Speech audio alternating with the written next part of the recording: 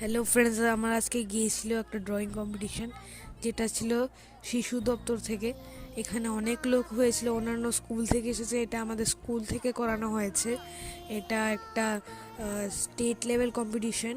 এখানে শিশু দপ্তর থেকে যেটা মেলার মাঠেও আছে অফিসটা এখন, এখানে করা হয়েছে, যেখানে আমাদের খুবই মজা হয়েছে। এখানে অনেক কিছু রিফ্রেশমেন্ট দেওয়া হয়েছে তার জন্য। তার পাশাপাশি 150তম পূর্তি বর্ষর বঙ্কিমচন্দ্রের বন্দে মাতরমকে সামনে রেখে এখানে বন্দে মাতরম গান গাওয়া হয়েছে।